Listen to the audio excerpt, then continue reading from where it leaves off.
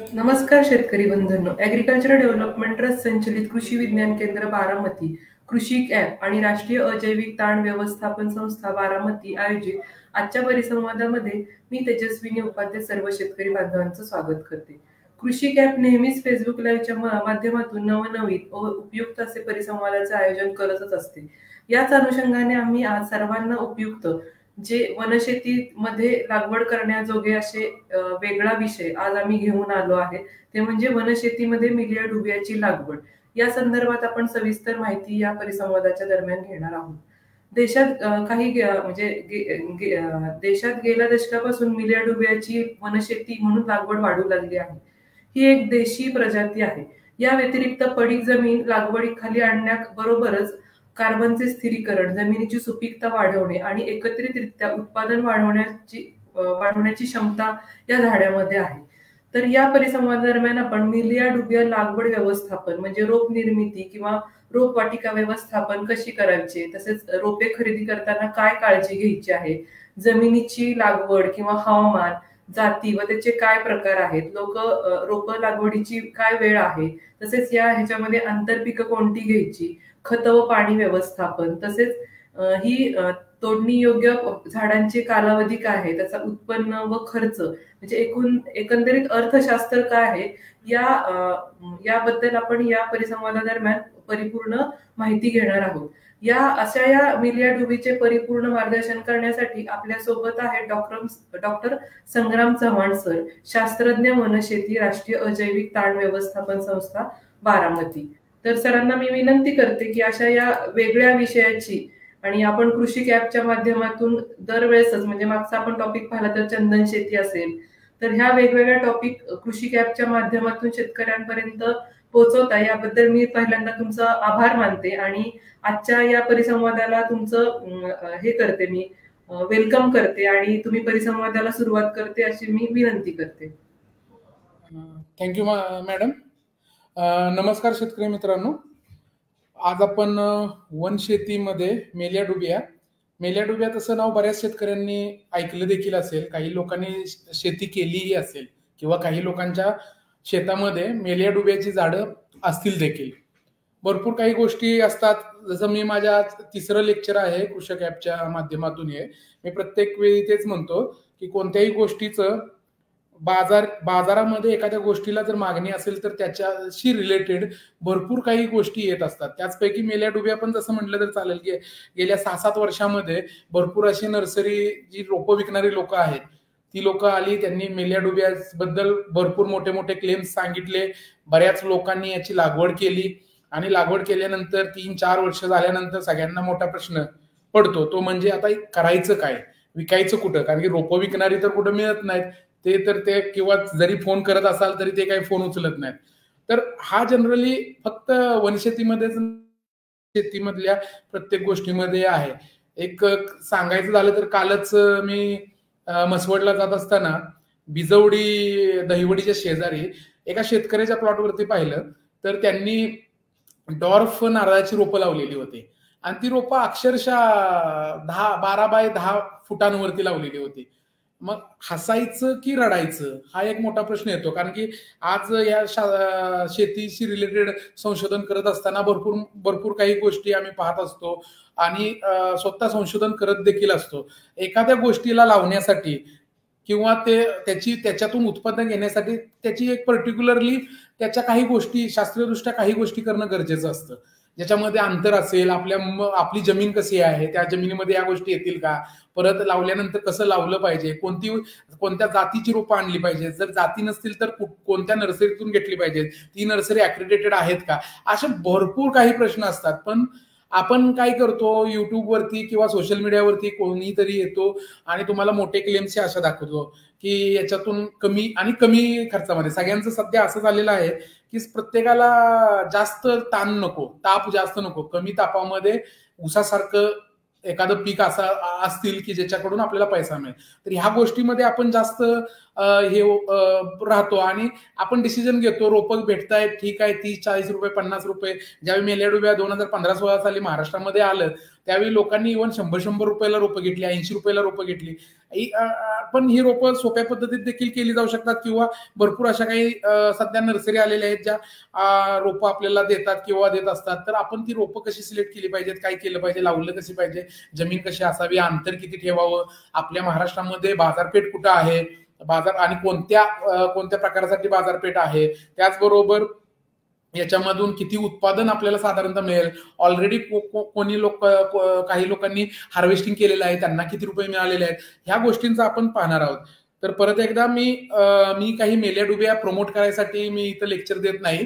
फक्त जी लोक मेल्या डुब्या लावत असतील त्यांनी शास्त्रीयदृष्ट्या लावावं आणि येणारे ज्यांना लावायचं असेल त्यांच्यासाठी थोडीफार माहिती मी देणार आहे आणि आपण बाजारपेठेची देखील माहिती पाहणार आहोत. शेवटी शेती म्हणलं की रिस्क आहेच आणि रिस्क ही कोणत्या ना कोणत्या गोष्टीने येतच असते. आज बाजारपेठ आहे नसेल पण आपण काळजी घेणं गरजेचं आहे. तर मेल्या डुब्या हा तसा आपण भरपूर काही गोष्टी ऐकल्या, लोक निलगिरी लावलेले आहेत किंवा नॉर्थ इंडियामध्ये जर गेलं तर पॉप्युलर नावाचे वृक्ष लावलेले आहेत.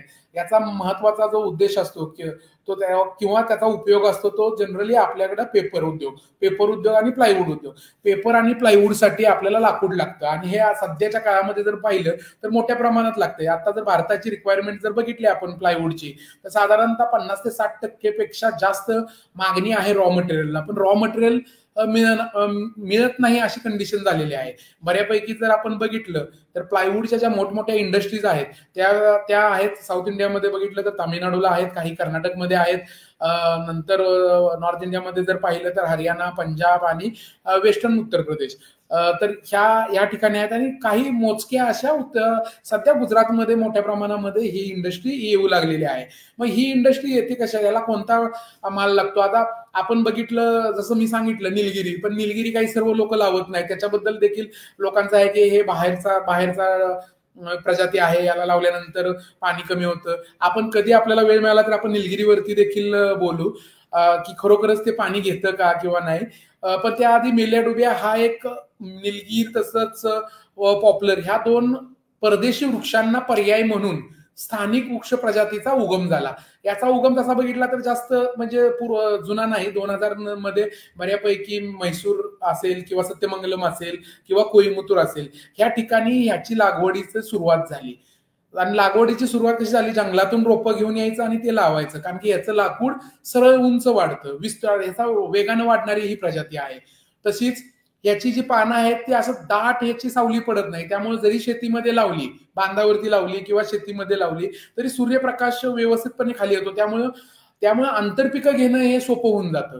त्यामुळे ही मेल्या डुब्याची लागवड हळूहळू जे काही पश्चिम घाटामध्ये होते ती हळूहळू आपल्या बाकीच्या भागामध्ये चालू झालं. जसं कर्नाटकचा काही पार्ट असेल किंवा आंध्र प्रदेशचा काही पार्ट असेल, महाराष्ट्रामध्ये मराठवाडा, विदर्भ इथला पार्ट असेल, इतर लागवड चालू झाली. इव्हन याची लागवड हिमालयाच्या पायथ्यापर्यंत होत गेलेली आहे. तर मेल्या डुब्या हा साधारणपणे पश्चिम घाटामध्ये भेटणारा वृक्ष असून त्याचबरोबर याची उंची जास्तीत जास्त 20 ते 25 मीटर पर्यंत जातो.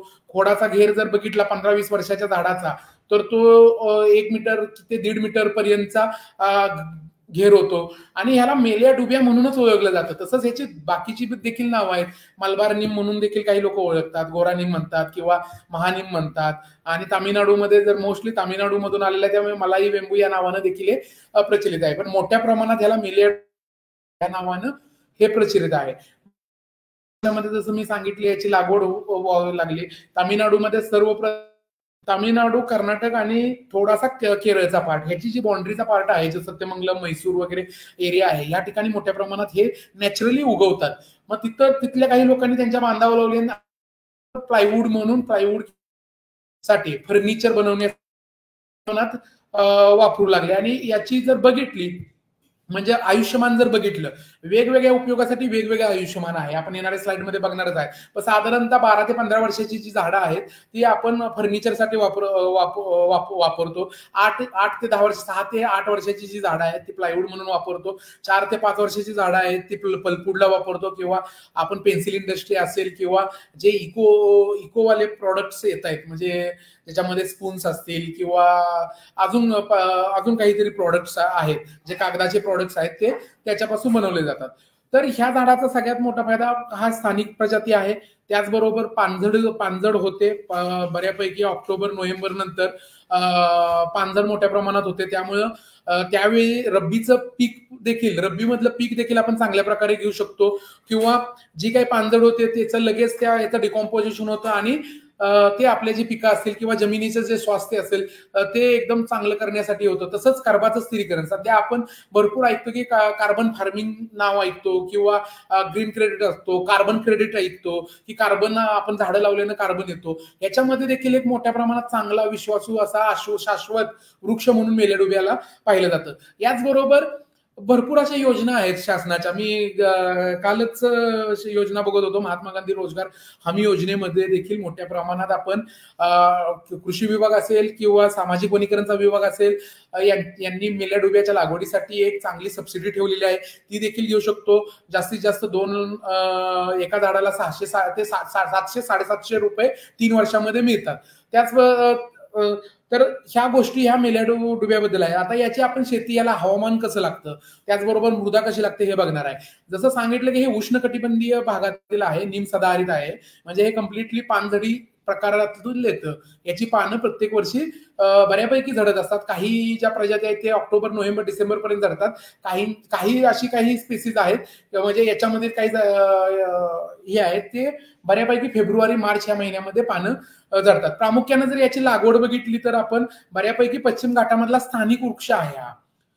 कमी अधिक प्रमाणात हे हिमालयामध्ये याचे पेमेलिया कॉम्पोजिटा म्हणून एक दुसरी प्रजाती आहे. आपल्या इथं जसा निंबारा येतो त्या निंबाऱ्यातलाच हा प्रकार आहे, फक्त निंबाऱ्यापेक्षा याचं जे वाढ आहे, याची वृद्धी जी आहे ती मोठ्या प्रमाणात आहे. त्याचबरोबर उत्तर बंगाल असेल, आसाम असेल, ओरिसा असेल, ह्या भागात हा आवडतो. सरासरी समुद्र सपाटीपासून साधारणतः 600 ते 1800 मीटर उंचीपर्यंत ह्या वृक्ष आढळतो. वार्षिक पर्जन्यमानाचा जर आपण विचार केला, ज्या ठिकाणी 1000 मिलीमीटरचा पाऊस पडतो, म्हणजे 1000 मिलीमीटर पाऊस पडतो, जसं की बऱ्यापैकी जर आपल्या इथं आपण जर बघितलं, जो आपला NH4 आहे पुणे बेंगलोर हायवे, त्या ठिकाणी 1200 ते 1500 मिलीमीटर पर्यंत, अशा ठिकाणी हा आपण रेनफेडमध्ये लावला जाऊ शकतो. पण जर आपल्याकडे पाऊस जसं बारामती सारखं ठिकाण आहे जिथं 500-600 मिलीमीटर हा एवढाच पाऊस पडतो, पण जिथं सिंचनाची सुविधा आहे, म्हणजे 12ही महिने आपल्याला सिंचन आपण देऊ शकतो, कमीत कमी महिन्यातून एकदा पाणी देऊ शकतो 40-50 लिटरचं, तर अशा ठिकाणी आपण मेल्याडुबिया लावू शकतो. तसंच तापमान जर बघितलं हे 45 डिग्री पर्यंत बऱ्यापैकी मेल्याडुबियाची लागवड झान्सी असेल, राजस्थानचा काही पार्ट असेल, हरियाणाचा पार्ट असेल, इथं मोठ्या प्रमाणात झालेला आहे. तिथलं ऑलरेडी जे टेम्परेचर आहे ते 45 डिग्रीच्या वरती जातं, सारा 48 ते 49 डिग्री सेल्सिअस. पण अशा तापमानात देखील याची चांगली वाढ झालेली आहे. त्यामुळे आपल्या इथं साधारणतः 30-35 डिग्री किंवा जास्तीत जास्त 40 डिग्री पर्यंत तापमान जातं. अशा ठिकाणी देखील हे चांगल्या प्रकारे ही वनस्पती वेगानं वाढते, त्यामुळे सूर्यप्रकाशाची मोठ्या प्रमाणात गरज असते. त्यामुळे ह्या वनस्पतीला आपण सावलीमध्ये लावू शकत नाही, पण ह्या वनस्पती बरोबर बाकीच्या गोष्टी लावू शकतो. त्यामुळं हवामानाचा काही प्रॉब्लेम नाही आपल्या इथं. फक्त जमीन, कोणतीही गोष्ट लावताना पाण्याचा निचरा व्यवस्थित होणारी जमीन असावी. जरी ती मुरमाची असेल तरी चालेल, काळी जमीन असेल तरी चालेल, फक्त तिथं पाणी 10 ते 15 दिवसापेक्षा जास्त साचून राहता कामा नये. कारण की मेल्याडुबिया हे पाणी साचून 7-8 दिवस जरी पाणी साचून राहिलं तरी त्याचा शेंडा हे होतो आणि ते झाडं म्हणजे जवळजवळ मरतात. त्यामुळं विविध प्रकारच्या जमिनीमध्ये लावू शकतो. दुसरी एक गोष्ट, पाण्याचा निचरा होण्याबरोबरच जमिनीची खोली साधारणतः 1.5 ते 2 मीटर, साधारणतः 1 मीटर पेक्षा तरी जास्त असावी, जेणेकरून मुळांची वाढ चांगली होईल. नाहीतर सध्या आपण बघत असतो मोठमोठ्यानं वारा जोरात सुटतो, त्याच्यामुळे भरपूर ठिकाणी झाडं तुटतात किंवा उन्मळून पडतात, याच्यामुळे झाडं आपलं नुकसान होतं. त्यामुळे जमिनीची खोली चांगली असावी. जमिनीची खोली चांगली नसेल तर मी तुम्हाला काही फोटो दाखवणारच आहेत ज्यामध्ये झाडांची वाढ झाली नाही, झाडांमध्ये ब्रँचिंग जास्त झालं, अशा गोष्टी होतात. त्यामुळे 2 गोष्टी महत्वाच्या आहेत. एक तर तुमची जमिनीमध्ये पाण्याचा निचरा व्यवस्थित व्हावा, दुसरी जमीन खोल असावी, उताराची असली तरी चालेल, चिकन माती काळी असली तरी चालेल, आणि त्या जमिनीचा जो सामो आहे तो जास्तीत जास्त 8 पर्यंत असावा, जो त्याचा आपण पीएच म्हणतो, आणि कमीत कमी 5 पर्यंत असावा. याच्यामध्ये चांगल्या प्रकारे येतं. सर्वप्रथम काही लोक असतात की नाही आम्हाला आमची स्वतःची रोपं करायची आहेत, किंवा काही रोपवाटिकावाले देखील लोक असतील की नाही याची रोपं कशी तयार करावी. सर्वप्रथम याची रोपं करणं तसं सोपं काम नाहीये, कारण की एकतर याच्या बिया चांगल्या भेटणं सगळ्यात महत्वाचं गरजेचं आहे. आपण कोणत्याही झाडाच्या बिया आणून लावू शकत नाही, त्याच्यासाठी मातृवृक्ष आपल्याकडे असणं गरजेचं आहे. आणि सध्या जर पाहिलं तर मातृवृक्ष मोठ्या प्रमाणात हे म्हैसूर किंवा सत्यमंगलम ह्या जंगलामध्ये आहेत. मग तिथून आपल्याला बिया मिळणं हे मग याच्यासाठी तामिळनाडूचं फॉरेस्ट डिपार्टमेंट असेल, किंवा मग केरला फॉरेस्ट डिपार्टमेंट असेल, किंवा कर्नाटकमध्ये IWS नावाची संस्था आहे, अशापासून आपल्याला याची जी परिपक्व झालेली फळं आहे, साधारणतः ही फळं फेब्रुवारी मार्चच्या महिन्यामध्ये परिपक्व होतात. आता सध्या लागलेली असतात ते त्यावेळी परिपक्व होतात, आणि मग ही एकदम पिवळी झालेली फळं ज्यावेळी गळतात त्यावेळी आपण फळं मातृवृक्षावरून घेतली तरी चालतात. ही जी फळं असतात ती कठीण असतात, आपल्या लिंबासारखी नाहीत. लिंबासारखी आपण बघतो, लिंबाची जी फळं असतात ती पडली, थोडंसं पाणी भेटलं तरी उगवून येतात, पण हे तसं होत नाही. याची जी नैसर्गिक उगवण क्षमता आहे ती जास्तीत जास्त 15 ते 20% आहे. 20% पेक्षा जास्त मिळत नाही उगवण क्षमता. याचं जे टेस्टा आहे, त्या बी जे फळ आहे, फळातली आतली जी बी आहे, त्याचं इथं तुम्ही बघा, या पेट्री डिश मध्ये काही बिया ठेवलेल्या आहेत, ते भरपूर कठीण प्रमाणात असतं, आणि त्याच्यातून पाणी आत सोकलं जात नाही. पाणी ऍब्सॉर्ब न झाल्यामुळे याच्यामध्ये उगवण क्षमता कमी आहे. मग याच्यासाठी संशोधन झालेलं आहे भरपूर. अशा काही रोपं तयार करण्यासाठी त्या बियांना कसं ट्रीट केलं जातं हे देखील सांगितलेलं आहे. आणि ह्याची एक उगवण क्षमता जी असते ती जी आपण फळं जर एकदम म्हणजे फ्रेश फळं गोळा केली तर ती जास्तीत जास्त 1 महिना ते 2 महिन्यापर्यंत उगवण क्षमता राहते चांगली. त्याच्यानंतर उगवण क्षमता राहत नाही. जर आपण ती फळं व्यवस्थित कोरड्या ठिकाणी किंवा कमी तापमान असेल तिथं थोड्या दिवसासाठी आपण स्टोअर करू शकतो, पण जास्त दिवस नाही. आणि मग चांगली उगवण क्षमता करण्यासाठी सगळ्यात सोपा मेथड याच्यामध्ये आहे, ती फळं घ्यायची, त्याला व्यवस्थित त्याच्यावरचं जे आवरण आहे, पल्प आहे, तो काढून टाकायचा, बादलीमध्ये घेऊन हाताने चांगली रगडायची, त्याच्यामधून फक्त बिया ठेवायच्या, आणि त्या बिया थोड्याशा सुकवून परत त्याला शेणाच्या गाऱ्यामध्ये, शेणाचा जो गारा हे असतो, शेणामध्ये साधारणतः 36 ते 48 म्हणजे 24 ते 48 तासापर्यंत भिजायचं. इव्हन 7 दिवसापर्यंत जरी ठेवलं तरी चालेल. ह्या गोष्टीमुळे त्याची उगवण क्षमता 20% 60% जाते. तसेच काही आपण त्याचा सीड कोट टेस्टा हा जास्त कठीण असल्यामुळे आपण त्याला H2SO4 नावाचं जे केमिकल आहे, कॉन्सन्ट्रेटेड ऍसिड आहे, त्याच्यामध्ये देखील आपण टाकू शकतो, पण हे थोडंसं रिस्की राहतं. त्यामुळे शेणाच्या गाऱ्यामध्ये करू शकतो, किंवा हलक्या प्रमाणात चोपणा वगैरे असेल त्यानं थोड्या पोत्यामध्ये टाकून थोडंसं वरून त्याचा जो सीड त्या बीचा जो भाग आहे बाहेरचा तो आपण क्रॅक करतो. ज्याने क्रॅक केल्यामुळे पाणी आत जातं, आणि पाणी गेल्यानंतर ते त्यातून आतून अंकुरून बाहेर येतात. तसंच हे करण्यासाठी आपण पॉलिथिन बॅग मध्ये देखील लावू शकतो, 20 बाय 10 सेंटीमीटरच्या. ते व्यवस्थित भरून घ्यायचं, ज्याच्यामध्ये माती, वाळू आणि शेणखत याचं 2:1 जरी असेल तरी चालेल, किंवा 3:2 1:1 जरी असेल तरी चालेल. साधारणतः 30-35 दिवसानंतर पहिलं उगवण चालू होतं, ते 70 ते 80 दिवसापर्यंत जातं. त्याच पद्धतीत जर पॉलिथिन बॅग नसतील तर आपण गादी वापा करू शकतो. गादी वापा जमिनीपासून 10 ते 15 सेंटीमीटर उंच करावा, आणि त्याच्यामध्ये लाईन्स करून 10 बाय 5 सेंटीमीटर वरती ह्या अंतराने देखील आपण बिया लावू शकतो, आणि थोडीशी वरून माती वगैरे किंवा वाळूचं हे करू शकतो. इथं देखील 30-35 दिवसामध्ये आपल्याला उगवण क्षमता चालू होईल. ह्या पद्धतीत ही रोपं तयार केली जाऊ शकतात. किंवा तसंच आपण ह्याच्यामध्ये बीज प्रक्रिया का गरजेची आहे, तर हा एक छोटासा अभ्यास केलेला आहे. याच्यामध्ये तुम्ही बघा, याच्यामध्ये 4 ते 5 ट्रीटमेंट आहे. त्याच्यामध्ये T1 जे आहे ते कंट्रोल आहे, म्हणजे कोणत्याही प्रकारची त्याच्यामध्ये बीज प्रक्रिया केली नाही. दुसरी येतं T2, त्याच्यामध्ये त्या बियांना थंड पाण्यामध्ये 24 तासासाठी भिजत ठेवलं जातं. नंतर T3 आहे, ज्याच्यामध्ये हॉट वॉटर म्हणजे गरम पाण्यामध्ये 60 ते 80 डिग्रीचं गरम पाणी आहे, ज्याच्यामध्ये 6 तास भिजत ठेवलं जातं. T4 आहे, ज्याच्यामध्ये साधारणतः आपण जे शेणखत आहे त्या शेणखतामध्ये 7 दिवसापर्यंत त्याला ठेवायचं. T5 आहे, ते 10 दिवसापर्यंत शेणखतामध्ये ठेवायचं. त्याचबरोबर आपण जिब्रेलिक ऍसिड वगैरे त्याच्या 550 ppm 100 ppm.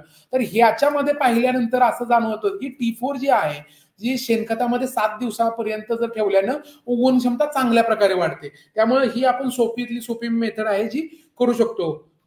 त्याचबरोबर हे झालं की बियांपासून, पण बियाणं न करता काही आपल्या इथं कमर्शियल नर्सरी, जसं तामिळनाडूमध्ये बऱ्यापैकी कमर्शियल कर्नाटकमध्ये आहेत, इव्हन आपल्या फॉरेस्ट डिपार्टमेंटच्या देखील काही नर्सरीज आहेत ज्या कमर्शियल आहे. याच्यामध्ये आपण स्टेम कटिंग प्रमाणे म्हणजे अभिवृद्धी करून देखील त्याच्या करू शकतो, ज्याच्यामध्ये कमीत कमी जी झाडांना जे आपले मेल्या डुब्याची झाडं असतात ती जमिनीपासून 10 ते 15 सेंटीमीटर वरती कट करायची आणि त्याला नवीन फुटवा येऊन द्यायचा. साधारणतः पेन्सिल साईज जाडीचा किंवा पेन साईज जाडीचा फुटवा असतो, एक 10 ते 12 ते 15 सेंटीमीटर कट करायचं. त्याच्यावरती 1 ते 2 डोळे असावेत आणि त्याला जे फंजीसाईड असेल 22 टीनच्या द्रावणामध्ये 1 ग्रॅम 1 लिटर पाण्यामध्ये टाकून त्याच्यामध्ये 10 ते 15 मिनिटं ठेवायचं. त्यानंतर IBAचं एक सोल्युशन आपल्याला आजकाल मार्केटमध्ये इझिली मिळतं, 1000 ppm किंवा 2000 ppmचं सोल्युशन बनवून त्याच्यामध्ये त्याचा लोअर एंड जर बुडवून तो कोकोपीटच्या ट्रेमध्ये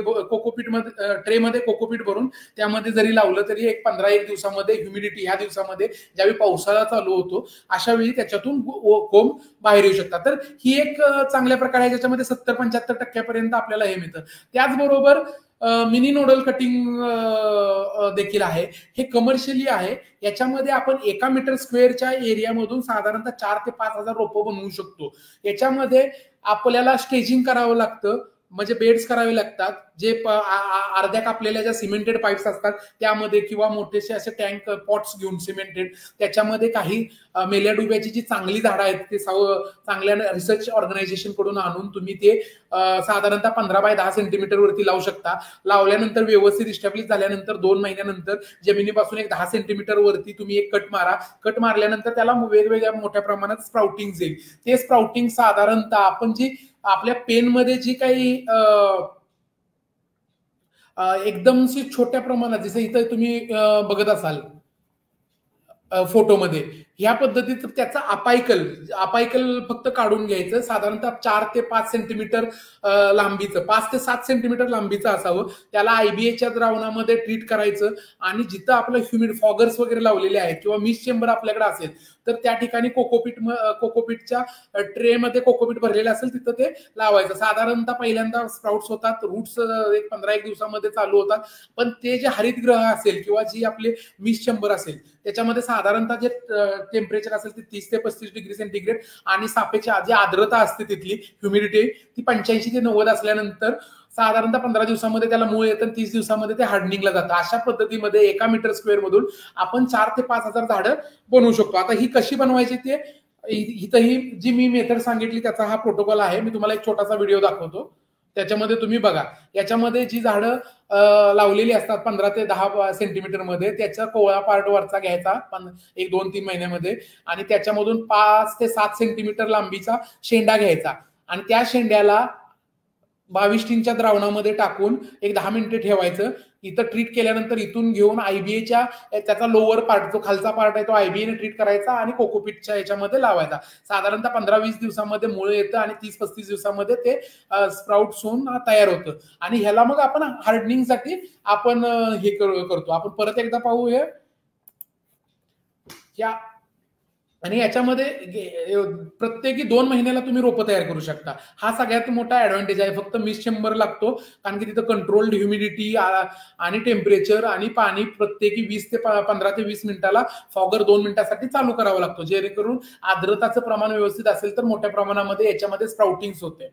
तर ही अशा पद्धतीने आपण रोपं तयार करू शकतो आणि 1 मीटर स्क्वेअर एरियामधून साधारणतः 4 ते 5,000 एका वर्षामध्ये रोपं तयार करता येतात.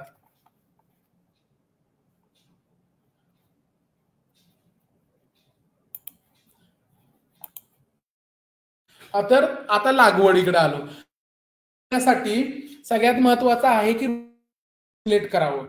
तर याच्यामध्ये 2-3 गोष्टी आपण गरजेच्या आहे. एक तर नर्सरी चांगली असावी, सर्टिफाईड असावी आणि त्यांना तुम्ही विचारणं गरजेचं आहे की तुम्ही रोपं कुठून आणली.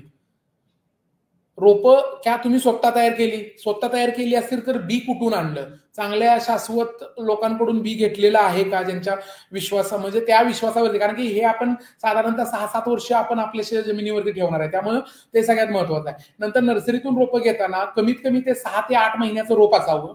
दुसरी गोष्ट सरळ एकच त्याला म्हणजे जास्त त्याला फुटवे फुटलेलं नसावं, एकच सरळ वाढणारा शेंडा व्यवस्थित असावा, मुळांची कॉइलिंग झालेलं नसावं, गुचडा झालेला नसावा मुळांचा, मुळं व्यवस्थित असावी आणि साधारणतः 30 ते 45 सेंटीमीटर उंच, ज्याचं खोड ब्राउनिश किंवा ब्लॅकिश कलरचं झालं असेल असं म्हणजे ते लिग्निफाईड झालं असेल, ट्रान्सपोर्टेशन करताना किंवा आपल्या इथं लावल्यानंतर ते मरणार नाही याची काळजी आपण घेऊ शकतो. मग हे रोप घेतल्यानंतर आपण आपल्या इथं लावताना काय काय करावं, एक तर शेताची खोल नांगरट करणं गरजेचं आहे. जर आपण नांगरट करणार नसू, जेसीबीनं खड्डे घेणे गरजेचं आहे आणि तो खड्डा साधारणतः 1 मीटर खोलीचा तरी असावा. वेगवेगळ्या साईजचे खड्डे असतात, पण जर आपण नांगरट करणार नसू तर तिथं खड्डा चांगला घ्यावा, तो व्यवस्थित भरून घ्यावा. थोडीशी काळी, जर मुरमाड जमीन असेल तर थोडीशी काळी माती किंवा लाल माती टाकून त्याच्याबरोबर मुरमाबरोबर ते आपण त्याच्यामध्ये 15 ते 20 किलो शेणखत, त्याचबरोबर खड्ड्यामध्ये निंबोळी खत टाकावं जेणेकरून टर्माइट वगैरे लागणार नाही की, आणि 50 ग्रॅम डीएपी त्या रोपाच्या भोवती टाकावा. नंतर लावल्यानंतर ज्यावेळी आपण रोप लावू, व्यवस्थित त्याच्या रोपाच्या सभोवतालची माती दाबावी, मोकळी पोकळी राहणार नाही, त्याच्यामध्ये हवा राहणार नाही याची काळजी घ्यावी. लावल्यानंतर पाणी द्यावं. त्याचबरोबर 1 ग्रॅम 1 लिटर पाण्यामध्ये 22 टीन टाकून त्याचं ड्रेंचिंग करून घ्यावं. क्लोरोपायरिफॉसचं ड्रेंचिंग करून घ्यावं जेणेकरून रूट ग्रब असेल किंवा हे असेल, वाळवी असेल, हे लागणार नाही. त्याचबरोबर अंतर किती अंतरावर खड्डे काढावे हे देखील महत्वाचं आहे. सध्या सगळ्यात महत्वाचं आहे की आपण वनशेतीमध्ये मेल्या डुबियाची लागवड का करतोय, उद्देश काय आहे आपला उद्देश पल्प इंडस्ट्री आहे, म्हणजे कागद निर्मिती आहे, आपला उद्देश प्लायवूड आहे, आपला उद्देश फर्निचर आहे का, आपला उद्देश जाळू लाकूड आहे. ह्या आपल्या उद्देशाप्रमाणे अंतर ठरतं. जसं की जर आपल्याला मोस्टली आता महाराष्ट्रात म्हणलं तर आपल्या इथं जैव इंधनासाठी, लाकूड विक्रीसाठी आपल्याकडे एवढी मागणी नाही, किंवा थोडंफार पोलसाठी मागणी आहे, पण ती पण मोठ्या प्रमाणात नाही. आपल्या इथं मागणी जी आहे ती प्लायवूडसाठी आहे बऱ्यापैकी. मग प्लायवूडसाठी जर रोपं लावायची असतील तर साधारणतः जे अंतर आहे, जर लोकांना सघन पद्धतीमध्ये लावायचे असेल तर 10 बाय 10 फुटांवरती आपण मिनिमम लागवड करू शकतो, किंवा त्याच्यापेक्षा जास्त ठेवलं तर कधीही चांगलं. किंवा ज्या लोकांना म्हणजे काही शेतकरी असतात, नाही मला रोपांबरोबर मला आंतरमशागत देखील करायची आहे, आंतरपिकं देखील घ्यायची आहे, त्याच्यासाठी मग 5 बाय 4 ह्या मीटरचं अंतर जे आहे ते सगळ्यात चांगलं, ज्याच्यामध्ये आपण 1 हेक्टरमध्ये साधारणतः 500 रोपं लावू शकतो. आणि सघन पद्धतीमध्ये 3 बाय 3 मीटरवरती साधारणतः 1111 रोपं लावू शकतो. तर हे अंतर व्यवस्थित आहे. ह्याच्यापेक्षा जर कमी करायचं असेल तर थोडंसं अवघड होतं आणि मी ते तुम्हाला सजेस्ट करणार नाही. 3 बाय 3 मीटरचं हे अंतर ठीक आहे, 5-6 वर्षांसाठी हे अंतर चांगलं आहे. तसंच काही लोकांच्या बांधावरती देखील लागवड करून चांगल्या प्रकारची वाढ आपण घेऊ शकतो. साधारणतः 2 मीटर म्हणजे 6 ते 7 फुटांवरती एक झाड, किंवा जास्तीत जास्त मग पेड रो मध्ये नागमोडी करून आपण 4-4 मीटरवरती जर म्हणलं तरी झाडं चांगल्या प्रकारे लावू शकतो. तर हे असे प्रकार आहेत. याच्यामध्ये खड्डा काढताना 2 प्रकारे आपण खड्डा काढू शकतो. ट्रॅक्टरच्या आगरने देखील खड्डा काढू शकतो, जो साधारणतः 60 ते 70 सेंटीमीटर पर्यंत, किंवा इव्हन आगर आपल्या जमिनीमध्ये आगर जर चालत असेल तर 1 मीटर पर्यंतची खोली आपण करू शकतो. त्याचबरोबर जेसीबीनं, मुरमाड जमिनी असतील तर जेसीबीनं चांगल्या प्रकारे खड्डा होतो. माती जास्त मोकळी झाल्यामुळे मुळांची वाढ चांगली होते, पाणी राखून ठेवण्याची क्षमता चांगली राहते. त्याचबरोबर आपण हाताने देखील खड्डे काढू शकतो. साधारणतः 60 बाय 60 सेंटीमीटरचा खड्डा काढू शकतो. त्यानंतर झाडला काही गोष्टी आहेत की झाड बरोबर खड्ड्याच्या मधोमध लावावं, ते जास्त खड्ड्यामध्ये खोल लागून त्याच्यावरती कॉलरच्या वरती माती आली नाही पाहिजे. आता माझा कर्सर बघा बऱ्यापैकी इथं फिरतोय.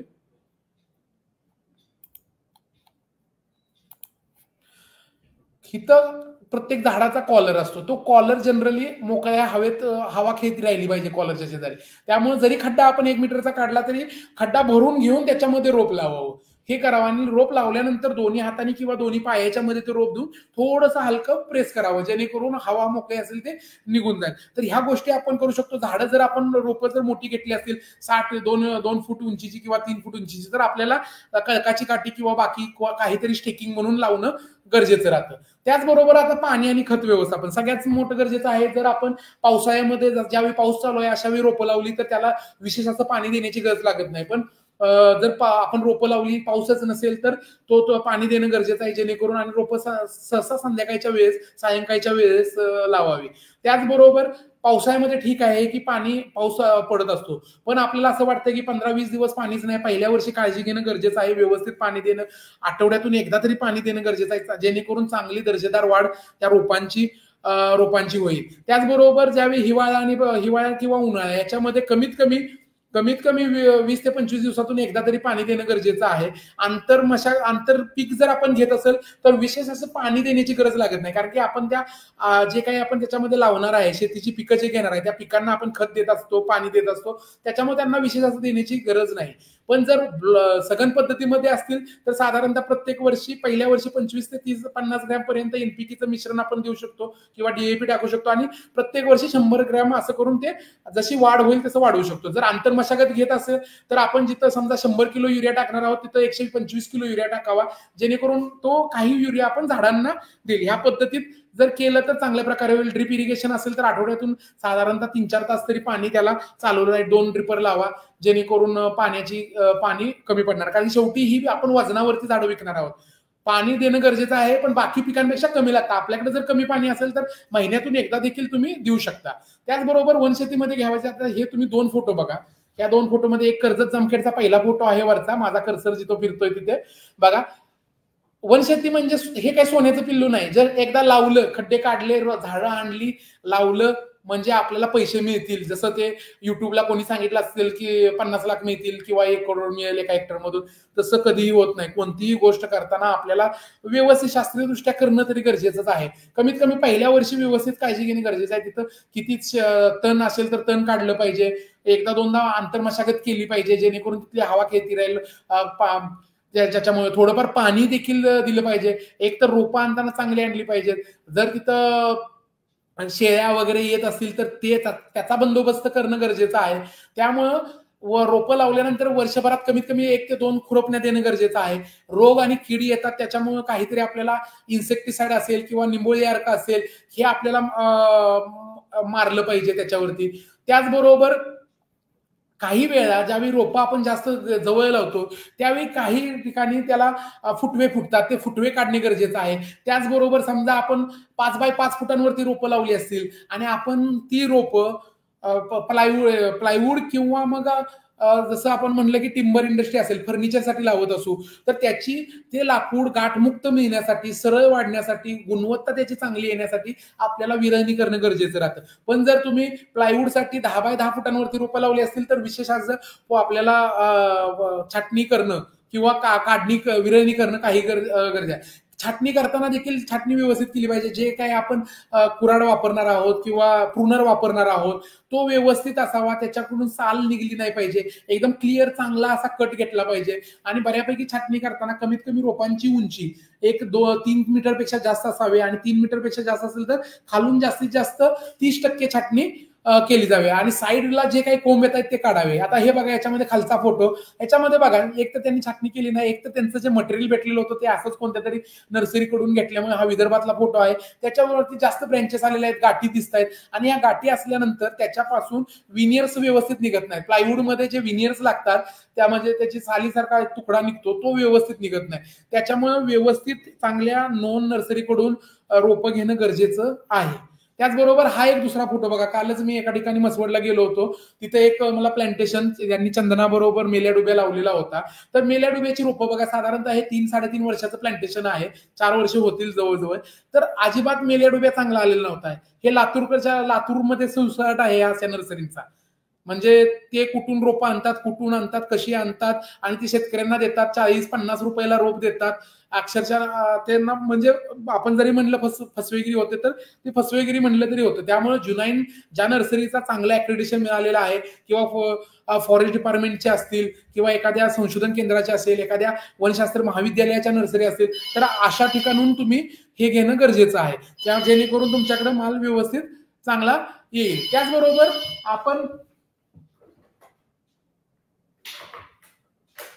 त्याचबरोबर आपण वनशेतीच्या वेगवेगळ्या पद्धती आहे. म्हणजे जसं आपण झाडं किती अंतरावरती लावली पाहिजेत हे जसं बघतो, त्याचबरोबर याच्यामध्ये कोणकोणती पिकं घेता येतील. एक तर मी सांगितलं की सध्या काही लोक बऱ्यापैकी त्याच्यामध्ये चंदनाची लागवड करतात. फक्त चंदनाची लागवड करताना सगळ्यांना माझी कळकळीची विनंती एकच राहील की झाडांचं अंतर व्यवस्थित ठेवणं गरजेचं आहे. जास्त ती जर तुम्हाला चंदन लावायचं असेल तर 10 बाय 10 फुटांवरती तुम्ही मेल्या डुब्याची लागवड करू नका. भरपूर लोक नर्सरीवाले सांगतात की 10 बाय 10 फुटांवरती मेल्या डुब्या लावा आणि त्याच्या 2 झाडांच्या मध्ये 5 फुटावरती चंदन लावा. पहिले 2 वर्ष 3 वर्षापर्यंत चंदनाची झाडं चांगली वाढतात. नंतर 4थ्या-5व्या वर्षी चंदनाची वाढ पण होत नाही. आणि मेल्या डुब्या काढताना बऱ्यापैकी चंदनाच्या झाडांचं मोठ्या प्रमाणामध्ये नुकसान होतं. त्यामुळे मिश्र पिकं करताना अंतर व्यवस्थित ठेवणं किंवा मिश्र फळ झाडं, काही लोक आंबा लावतात मेल्या डुब्याबरोबर किंवा सीताफळ लावतात, तर तिथं अंतर व्यवस्थित ठेवणं करायचं. 2 ओळीतील अंतर जास्तीत जास्त कमी 15 फुटांपेक्षा जास्त असावं आणि 2 रोपातील अंतर जर आपल्याला मिश्र घ्यायचे असेल तर 12 ते 14 फुटांपेक्षा जास्त असावं, जेणेकरून बाकीच्या पिकांना त्या मेल्या डुब्यामुळे नुकसान होणार नाही. जर फक्त आपण मेल्या डुब्या लावत असेल तर 10 बाय 10 फुटांवरती लावून त्याच्यामध्ये पहिले 3 वर्षापर्यंत 4 वर्षापर्यंत चांगल्या प्रकारे आपण शेती करू शकतो. थोड्या प्रमाणात जसं झाडांची वाढ होईल तसं आपलं शेतीचं उत्पादन कमी होणार आहे. पण मी जसं सांगितलं, नोव्हेंबर, डिसेंबर, जानेवारी ह्या महिन्यांमध्ये याची पानं झडतात आणि पानं नसल्यामुळे सूर्यप्रकाश जमिनीपर्यंत येतो. त्याच्यामुळं विंटरचं म्हणजे जे रब्बीतलं पीक आहे ते चांगल्या प्रकारे येतं. त्याच्यामध्ये मग तुम्ही काही वेळेस हरभरा लावू शकता, गहू लावू शकता किंवा बाकीची भाजीपालाची पिकं घेऊ शकता. 3ऱ्या-4थ्या वर्षीमध्ये जर आपल्याकडे पाण्याची सोय असेल तर हळद चांगल्या प्रकारे येते. याच्यामध्ये तुम्ही हळद घेऊ शकता किंवा पहिल्या वर्षी मेल्या डुब्याबरोबर तुम्ही पपई असेल, पपईचं सारखं पीक घेऊ शकता. केळी वगैरे लावायची असेल तर त्याच्या बाउंड्रीने मेल्या डुब्या लावू शकता. त्याच्यामुळे वाऱ्याचा थकवा होईल, उन्हाळ्यामध्ये जे गरम वारं येतं त्याच्यामुळे आपल्या फळबागांचं नुकसान होतं, ते कमी केलं जाऊ शकतं. तर अशा प्रकारे बांधावरती एक 4 ते 5 ते 10 फुटांवरती तुम्ही लागवड करू शकता आणि वेगवेगळी पिकं आपण घेऊ शकतो. किंवा चारा पिकं असतील, 3 वर्षानंतर सावलीचं प्रमाण जास्त होतं, अशा वेळी जर आपण चारा पिकं घेतली तर आपल्याला चारा देखील मिळतो आणि आपलं मेल्या डुब्या देखील वाढत असतात. त्याच्यामुळं आणि आंतरपिकं घेतल्याने झाडांची वाढ अशी म्हणजे फक्त मेल्या डुब्या लावण्यापेक्षा जर आंतरपिकं घेतली तर झाडांची वाढ 15 ते 25% चांगली होते आणि त्याच्यामुळे फायदा होतो. आता जसं हे बघा, हा एक वनचारा पद्धती आहे. हैदराबादचा फोटो आहे, तिथलं संशोधन केंद्र आहे, all India coordinated research centre. तर त्यांनी वेगवेगळे चारा पिकं, त्याच्यामध्ये नेपियर असेल, काही गिनियासारखी पिकं आहेत, अंजनसारखं गवत लावलं जाऊ शकतं, दामन लावलं जाऊ शकतं, शायलो लावलं जाऊ शकतं, मार्वेल गवत लावलं जाऊ शकतं. असे हे 6 वर्षाचं आहे. अंतर जर व्यवस्थित असेल, 2 ओळीतील अंतर साधारणतः 12 ते 15 फुटांचं असेल, 2 झाडातील अंतर पण 10 फुटांपेक्षा जास्त असेल तर ही चांगल्या प्रकारे, कारण की याची जी सावली असते ती दाट सावली नसते, विरळ सावली असते आणि विरळ सावलीमध्ये चांगल्या प्रकारे उत्पादन घेता येतं. हे काही फोटोज आहेत वेगवेगळ्या ठिकाणचे, ज्याच्यामध्ये हा फोटो अकलूजच्या इथं आहे, एका फार्मरनी शतावरी लावलेली होती. बाउंड्रीवरती देखील मोठ्या प्रमाणात चांगली ग्रोथ होते. त्याचबरोबर सोल प्लांटेशन 10 बाय 10 फुटांवरती देखील चांगल्या प्रकारे, हे चौफुल्याचं प्लांटेशन आहे. रोड साईड म्हणलं, बाउंड्रीवरती म्हणलं तरी झाडं लावली जाऊ शकतात. ड्रॅगन फ्रूट मध्ये भरपूर चांगलं प्लांटेशन टेंभुर्णीला होतं. हे साधारणतः 5-5.5 वर्षाची 5 वर्षाची झाडं आहेत ते आणि मोठ्या प्रमाणात एक झाड जवळजवळ आपण येणार यांची सक्सेस स्टोरी पाहणार आहोत. 400-450 किलो पर्यंत झाड गेलं. तर अशा प्रकारे आपण अंतर व्यवस्थित ठेवलं तर करता येईल. पण त्याचबरोबर काही धोके देखील आहेत. असं नाही की आपण वनशेती केल्यानंतर त्याच्यामध्ये रोगराई वगैरे येणार नाही. थोडीशी काळजी घेणं गरजेचं असतं. जेवढं आपण बाग स्वच्छ ठेवू तेवढी हे होते. हे बऱ्यापैकी जिथं विंटर म्हणजे बऱ्यापैकी थंडी जास्त पडते आणि दिवसात टेम्परेचर वाढतं, अशा ठिकाणी आणि पाणी अवेळी देणं किंवा एकदम जास्त देणं किंवा काही 1 महिनाभर पाणी नाही द्यायचं, एकदम पाणी द्यायचं, असं जर केलं तर त्याच्यामध्ये झाडाचं खोड स्प्लिट होतं, ते चिरतं आणि त्या चिरल्यामुळे मग नुकसान मोठ्या प्रमाणात होते. कारण की आपण ही झाडं पाठवणार आहोत प्लायवूडसाठी आणि प्लायवूडमध्ये त्या झाडापासून विनियर निघणार आहे आणि तो विनियर मग क्लिअर निघत नाही आणि ते क्लिअर नाही निघलं तर मग त्याची क्वालिटी कमी होते आणि आपल्याला दर कमी मिळतो. त्यामुळं पाण्याचं जर असेल, पाण्याचं व्यवस्थित प्लॅनिंग करणं गरजेचं आहे. हिवाळ्यामध्ये बऱ्यापैकी 15 दिवसातून एकदा पाणी द्यायचं. उन्हाळ्यामध्ये जर पॉसिबल असेल प्रत्येकाला तर आठवड्यातून एकदा ड्रीप इरिगेशननं 3 तास तरी पाणी द्यावं. पॉसिबल नसेल तर कमीत कमी 15 दिवसातून एकदा द्यावं. शेवट ते जरी पॉसिबल नसेल तर 1 महिन्यातून एकदा द्यावं. पण ती सायकल व्यवस्थित करता आली पाहिजे. खतं आहेत ती खतं कधीही मनाला येईल त्यावेळी टाकले नाही पाहिजे. पावसाळ्याच्या आधी शेणखत टाकून घ्यावं. पावसाळा ज्यावेळी चालू होईल त्यावेळी थोडंसं युरिया किंवा डीएपीचं मिश्रण थोडंसं टाकावं 100 ग्रॅम एका झाडाला, जर झाडं वर्षापेक्षा मोठी असतील तर, आणि मग ते 2 ते 3 स्प्लिटमध्ये टाकावा, जेणेकरून तो हे होणार नाही. पाणी साचून राहिलं नाही पाहिजे किंवा जमिनीमध्ये टर्माइट किंवा बाकीचे बुरशीसारखे रोग वगैरे नसले पाहिजेत. ह्या गोष्टींचा व्यवस्थित जर आपण प्लॅनिंग केलं तर व्यवस्थित चांगल्या प्रकारे देखील उत्पादन निघतं. आता उत्पादन आणि काढणी चक्र हा एक सगळ्यात महत्वाचा आहे. सध्या मी काय पाहतोय की लोकांनी बऱ्यापैकी मेल्या डुब्या लावलेला आहे, पण काढण्यासाठी भरपूर गडबड करतात. 3 वर्षामध्येच बाउंड्रीची जी झाडं आहेत 14, आपल्या इथं प्लायवूडलाच मागणी आहे, त्यामुळे प्लायवूड करत असताना त्याचं कमीत कमी झाडाची जी गोलाई आहे ती 14 इंचापेक्षा मोठी पाहिजे. आणि 14 इंचाची गोलाई असेल, जर जी बाउंड्रीची झाडं आहेत त्याच्यामध्ये 14 इंच 2.5-3 वर्षामध्येच मिळतं. तर आपल्याला असं वाटतं की नाही, माझी झाडं आता 14 इंचाची झालेली आहेत त्यामुळे मी विक्री करू शकतो. तर असं होत नाही. 14 इंच फक्त आपल्या छातीसमोर होऊन उपयोग नाही, ते वरपर्यंत 14 इंच पाहिजे. त्याच्यामधून जे लॉग्स निघतात साधारणतः 8 ते 10 फुटाचे लॉग्स निघतात, ते एका झाडातून जेवढे जास्तीत जास्त निघतील तेवढा आपला फायदा आहे. 1 आणि 2 लॉग निघल्यानंतर तो जास्तीत जास्त लॉग किती किलोचा असतो? 30-40 किलोचा लॉग असतो. 2 लॉग निघले तर 70-80 किलो. 70-80 किलो मध्ये तेवढा पैसा रिटर्न्स मिळत नाहीत. ते जर रिटर्न्स तुम्हाला चांगले हवे असतील, कमीत कमी आपण 6 वर्ष थांबणं गरजेचं आहे. जर एकदम आयडियल प्लांटेशन असेल तर 5व्या वर्षी कट करू शकतो. तरी देखील मी सांगेल 6 ते 8 वर्षापर्यंत तुम्ही वाट बघा, जेणेकरून कमीत कमी 6 ते 7 मोठे मोठे लॉग निघतील. जे लॉग कमीत कमी 80 ते 100 किलोचे वजना एवढे असतील, जेणेकरून टोटल एका झाडाकडून 400 ते 500 किलो पर्यंत चांगलं वजन जे विक्री योग्य आहे असं निघेल, फांद्या वगैरे सोडून. त्यामुळं आणि आपण लावतोय कशासाठी? जर आपण जैव बायोमास म्हणून लावत असेल तर 2 ते 3 वर्षांमध्ये तुम्ही 5,000 साधारणतः 2,500 ते 4,500 झाडं एका हेक्टरमध्ये लावू शकता, ज्याच्यामध्ये जैव लाकूड म्हणून आपण वापरणार आहे. अशा ठिकाणी आपल्याला एका हेक्टरमधून 150 ते 250 टनापर्यंत माल निघतो. प्लायवूडसाठी असेल तर 6 ते 8 वर्षापर्यंत थांबणं गरजेचं आहे, ज्याच्यामध्ये कमीत कमी 500 झाडं, जास्तीत जास्त 500 झाडं, कमीत कमी 200 झाडं हेक्टरी असणं गरजेचं आहे. 14 इंचापेक्षा जास्त झाडे असणे, याच्यातून कमीत कमी 80 ते 150 टनापर्यंत चांगलं उत्पादन मिळते आणि ज्याचा दर बाजारपेठेमध्ये 5,000 पासून 7,000 पर्यंत, सध्या आता 8,000 पर्यंत देखील चांगलं लाकूड असेल तर मिळत आहे. नंतर आपल्या इथं कागद लगद्यासाठी जनरली इंडस्ट्री नाही, पण थोडासा जो याचा पार्ट आहे आपला विदर्भातला नागपूर, चंद्रपूर वगैरे त्या भागामध्ये 1-2 इंडस्ट्रीज आहेत. त्याच्यामुळे तिथं आहे. किंवा मग आपल्या इथं जर बघितलं तर कोल्हापूरचा पार्ट जो कर्नाटकला शेजारी आहे, तिकडं 1-2 प्लायवूड इंडस्ट्री, पल्पवूड इंडस्ट्री आहेत, तिथं हे चालू शकतं. 3 ते 4 वर्षामध्ये लावून आपण चांगल्या प्रकारे ते विक्री करू शकतो. त्याचबरोबर इमारतीसाठी म्हणजे फर्निचरसाठी लाकूड असतं, ते कमीत कमी 10 ते 12 वर्षापर्यंत थांबणं गरजेचं असतं, ज्याच्यामध्ये हेक्टरी संख्या 200. जेवढा जास्त दिवस आपण थांबणार आहे तेवढी झाडं आपली लांब कमी होतात आणि कमी झाल्यानंतरच झाड मोठ्या प्रमाणात वाढतं. तर एका झाडाकडून तसं 12 वर्षाचं जर झाड असेल तर साधारणतः 15 ते 18 घनफूट लाकूड मिळतं. तर त्याचबरोबर आपण तर हे एक आम्ही एका ठिकाणी टेंभुर्णीला एका शेतकऱ्याच्या इथं हार्वेस्टिंग चालू होती. आम्हाला माहिती लागल्यानंतर आम्ही त्याचा थोडासा अभ्यास, म्हणजे की त्यांचं 4.5 वर्षाचं प्लांटेशन होतं, 5 वर्षाच्या आसपास. तर ते त्यांनी हार्वेस्टिंग केलेलं होतं. तर एका झाडापासून किती बायोमास मिळेल आणि ते प्लायवूडसाठी हार्वेस्टिंग केलं होतं, तर त्याचे काही आम्ही डिटेल्स वगैरे घेतलेले होते. ते आम्ही आधी डिटेल्स सांगतो. तर हे एक शेतकरी आहेत, हे रिटायर्ड शिक्षक आहेत. रिटायर्ड शिक्षक असल्यानंतर त्यांनी रिटायरमेंट नंतर ठरवले की काहीतरी करावं. मग त्यांनी ऑलरेडी ड्रॅगन फ्रूट लावलेलं होतं. ड्रॅगन फ्रूटमध्ये काही जागा होती, त्या जागेमध्ये ड्रॅगन फ्रूटमध्ये सावली लागते, सनबर्नचा मोठ्या प्रमाणात हे होतो, त्यामुळे झाडं लावली. पण झाडं लावताना थोडीशी झाली की जवळजवळ हलकी लागली, त्याच्यामुळे सावलीचं प्रमाण जास्त झालं आणि ड्रॅगन फ्रूट मधून उत्पादन कमी मिळायला लागलं. त्यामुळे त्यांनी साधारणतः 4.5 वर्षानंतर ही झाडं केली. पाणी, खतं वगैरे व्यवस्थित असल्यामुळे झाडांची वाढ एकदम चांगल्या प्रकारे झाली. कमीत कमी ही झाडं 100 किलो ते 400 किलो पर्यंत एक झाड झालेलं होतं. आणि ही झाडं हार्वेस्टिंग केल्यानंतर त्यांना साधारणतः 6,700 रुपयेचा एका टनाला दर भेटलेला होता.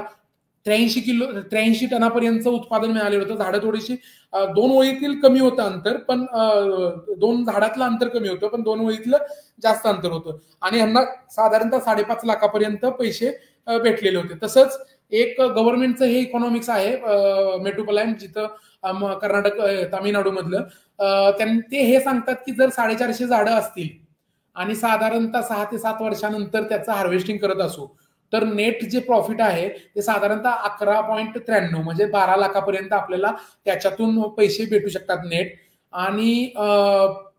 आणि जो काही रेशो आहे, 1 रुपयाला साधारणतः 4 रुपयेपर्यंत रिटर्न्स मिळतात. त्याचबरोबर जर आपलं प्लांटेशन मेल्या डुब्याचं ब्लॉकमध्ये असेल, मिक्समध्ये असेल, 1 हेक्टरचं असेल, 4 ते 8 वर्षामध्ये साधारणतः 80 ते 250 टनामध्ये उत्पन्न मिळतं. आणि जर आपण बघितलं पैशाच्या दृष्टीनं तर ह्या एका एकरामध्ये जर व्यवस्थित जर आपण ह्या गोष्टी ज्या आतापर्यंत आपण डिस्कस केल्या त्या जर केल्या तर 24,000 ते साधारणतः 1,37,000 नेट प्रॉफिट आहे एकरी एका वर्षाला. पण गोष्टी व्यवस्थित केल्या पाहिजे, शास्त्रीय पद्धतीने केल्या पाहिजेत. नाहीतर असं नाही की झाडं लावली आणि सोडलं, ज्यानं त्यानं तसा फायदा होत नाही. तर हा एक बघा आमचं ह्याच्यामध्ये कर्नाटकमधले काही स्टोरीज आहेत, सक्सेस स्टोरी. बांधावरती झाडं लावलेली होती 10 फुटांवरती. साधारणतः 10 ते 12व्या वर्षानंतर त्यांनी हार्वेस्ट केली, म्हणजे कापण्यामध्ये प्रति झाड त्यांना 12 ते 14 घनफुटापर्यंत लाकूड मिळालं. आणि बांधावरती लावल्यानंतर आतमध्ये त्यांनी वेगवेगळे पिकं घेतली आणि साधारणतः नेट इन्कम म्हणजे टोटल आपला खर्च वजा जाता जो इन्कम मिळालेला आहे तो साधारणतः त्यांना 2.5 लाख एका एकराला मिळालेला आहे. त्याचबरोबर boundary plantation, block plantation 5x4 metre वरती किंवा 5x5 मीटर वरती 10 वर्षाचं प्लांटेशन होतं. प्रति झाड 10 ते 12 CFT लाकूड भेटलं. याच्यामध्ये त्यांना साधारणतः 8 लाखापर्यंत उत्पादन भेटलेलं आहे. तसंच तामिळनाडूच्या देखील स्टोरीज आहेत ज्या 6 ते 15 लाख 21 लाखापर्यंत देखील उत्पादन भेटलेलं आहे. पण त्याच्यामध्ये इंटरक्रॉपिंग मध्ये बनाना होता. याच्या मध्ये म्हणजे केळी लावलेली होती. केळीचं उत्पादन आधी आपल्या झाडांचं उत्पादन असं करून त्यांना टोटल 5 वर्षामध्ये 21 लाखापर्यंत उत्पादन भेटलेलं होतं. काही स्टोरीज आहेत ज्याच्यामध्ये 6 वर्षाचं प्लांटेशन होतं. साधारणतः प्रति झाड 7 CFT लाकूड भेटलं. टोटल एका CFTला 350 रुपयाचा दर मिळाल्यानंतर साधारणतः जे 15 लाखाच्या आसपास 15 ते 16 लाखांचं उत्पादन भेटलेलं आहे. तसंच पंजाबमधले काही स्टोरीज आहेत त्याच्यामध्ये एकरी कमीत कमी 25,000 ते मॅक्झिमम 1.5 लाखापर्यंत प्रत्येक वर्षी उत्पादन मिळू शकतं. तसंच काही ह्या गोष्टींचा काय आहे, मेल्या डुबिया ही बहुउपयोगी आहे. याचे पाला चारा म्हणून देखील वापरला जाऊ शकतो. पण ह्याच्या लोकप्रियतेमुळे आणि एकदम फास्ट वाढतं त्याच्यामुळे खासगी रोपवाटिकेचा जसं मी आधी सांगितलं सुसवाट झालेला आहे. 20 ते 25 रुपयाचं रोप साधारणतः 80 ते 200 रुपयेपर्यंत ते विकतात. आणि काही वेळा येतात की आम्हाला तुमच्याबरोबर टायअप करायचं आहे, तुम्हाला कार्बन क्रेडिटचे पैसे मिळतील. पण जनरली मी लोकांना सांगत असतो की कार्बन क्रेडिटचे पैशांपेक्षा झाडं लावून जर प्लायवूड कंपन्या किंवा पल्पवूड कंपन्यांना विकली तर तो जो पैसे मिळणार आहेत ते भरपूर आहेत. कार्बन क्रेडिटमध्ये निग्लिजिबल पैसे मिळणार आहेत. आणि कार्बन क्रेडिटचा अजून असे रूल्स आता येत आहेत.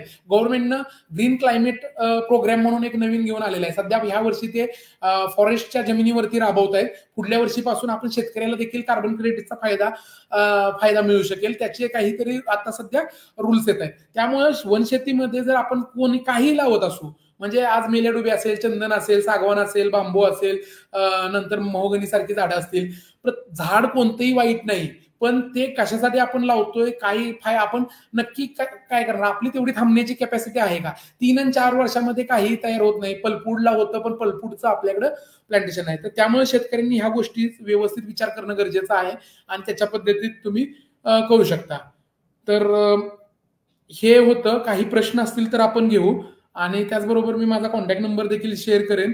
तर काही लोकांनी लावले असतील, काही लोकांना विक्री वगैरे करायची असेल तर काही लोकांचे मी कॉन्टॅक्ट नंबर देऊ शकतो. तुम्ही तुमच्या परीने त्यांच्याबरोबर बोला. मी काही रेटची हमी घेऊ शकत नाही, पण माझ्या माहितीप्रमाणे साधारणतः तुमची झाडं जर चांगली असेल, त्याच्यावरती गाठी नसतील तर 6 ते 7,000 रुपयेपर्यंत दर मिळतोय आणि ते येऊन स्वतः तोडून वगैरे घेऊन जात आहेत. बांधावरती ते पैसे आपल्याला मिळू शकतात. आणि सध्या जर बघितलं तर ह्याची वाढ वगैरे बघितलं तर पाणी आपल्याकडे कमी आहे. आजकाल आपण बघतोय की पाऊस पडला तर भरपूर पडतोय, नाही म्हणजे पडत नाही. अशा ठिकाणी आपण मेल्याडुब्यासारखी पिकं घेऊन त्याच्यामधून आपलं उत्पादन हे वाढवू शकतो.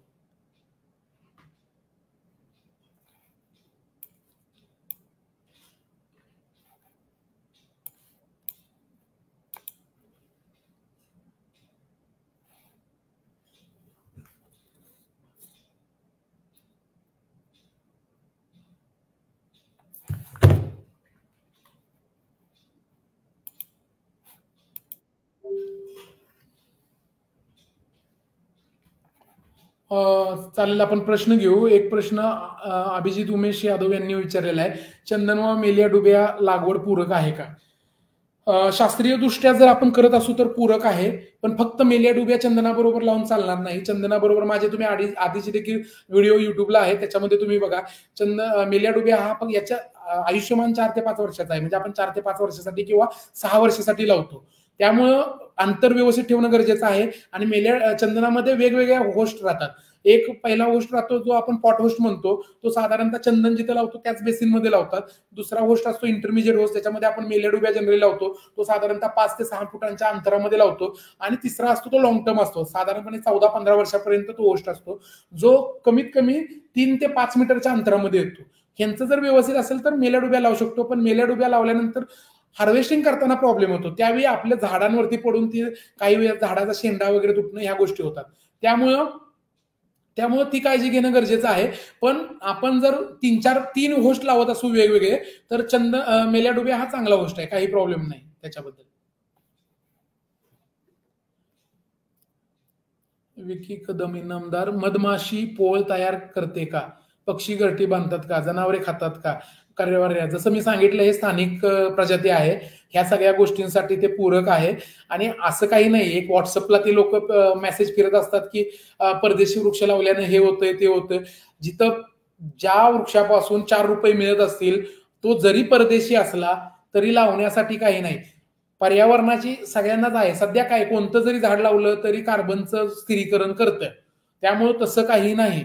आजचा जर आपण जर परदेशी वृक्षामध्ये जर निलगिरी जर भारतामध्ये बॅन जर केली, लावायला परमिशन दिली नाही, तर कागदाचे रेट भरपूर वाढतील, झेरॉक्स काढू शकणार नाहीत तुम्ही, प्लायवूडचे रेट वाढतील, घर बांधणं कठीण होऊन जाईल.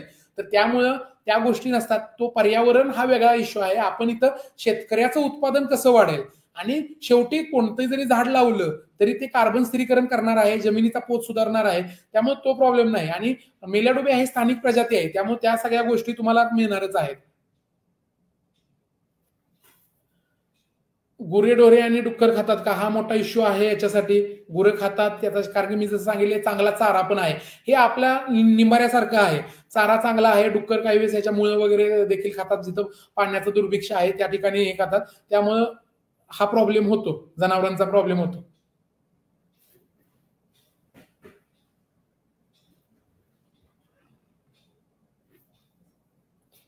अजून काही प्रश्न असतील तरी विचारू शकता. चॅट बॉक्समध्ये माझा नंबर शेअर करतो, त्याच्यावरती तुम्ही कॉन्टॅक्ट करू शकता.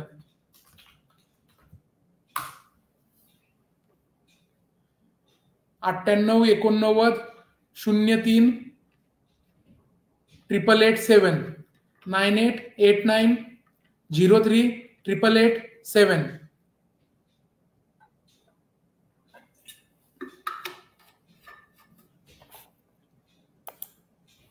मेल्या डुब्या संबंधी चंदन, मधमाशी, ओके, हे बऱ्यापैकी आपण घेतलेलेच आहेत प्रश्न.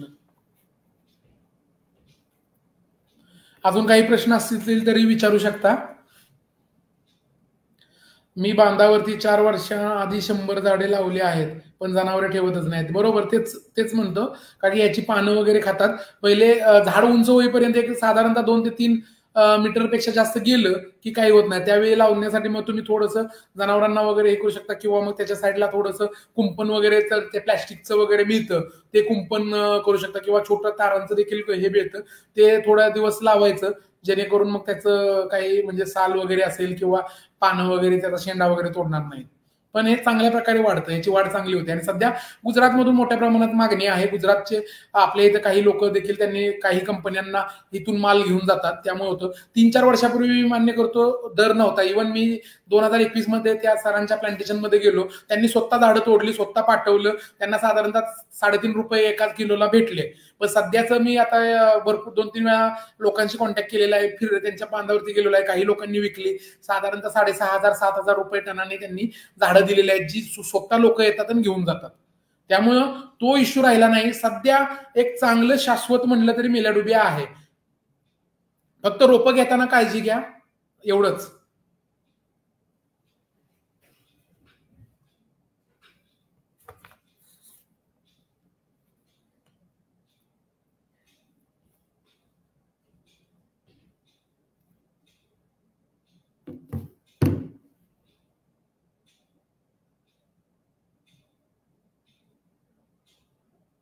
आय थिंक मॅडम प्रश्न नाहीत आता.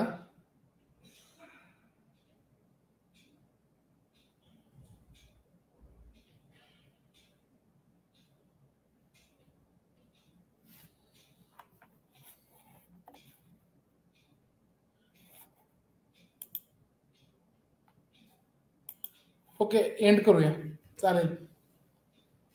आभारी आहे मी एडीटीचा, मला ही परत एकदा त्यांनी अपॉर्च्युनिटी दिली.